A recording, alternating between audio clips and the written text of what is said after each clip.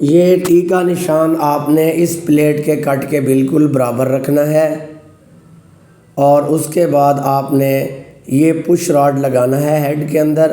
Push rod को oil लगाकर आपने ऊपर वाली जानिब से इसको हेड और सिलेंडर के अंदर जाने देना है और ये पुश रॉड रॉकर के ऊपर एडजस्ट हो जाता है। उसके बाद आपने मैग्नेट घुमाकर चेक करना है ये पुश रॉड सही तरीके से वर्किंग कर रहा है या नहीं।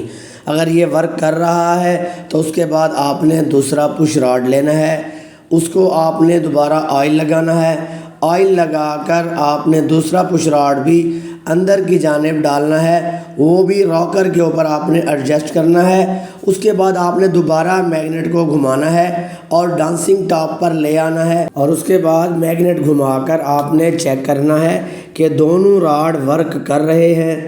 उसके बाद आपने क्या करना है, इनको फ्री टॉप पर लाकर आपने इनको छोड़ देना है। तो दोस्तों अब हम इसके ऊपर टैबलेट प्लेट को फिट करते हैं।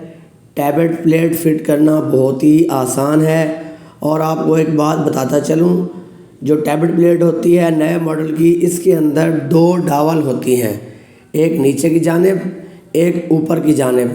तो दोस्तों जो ओल्ड मॉडल होता है उसके अंदर डावल नहीं होती। तो ये देखिए हमने ऊपर वाली डावल भी इसको लगा दी है। तो दोस्तों ये टैबलेट प्लेट आप पुराने मॉडल के ऊपर भी फिट कर सकते हैं क्योंकि ये टैबलेट प्लेट बहुत जानदार होती है बानिस्बत ओल्ड मॉडल के। तो दोस्तों इसके जो बुल्ट होते हैं वो प्लेन होते हैं, थोड़े साइज़ में उनकी लेंथ ज़्यादा होती है और जो पुराने मॉडल के होते हैं उनके अंदर वार्शल भी होती है, इनके अंदर प्लेन वार्शल नहीं होती।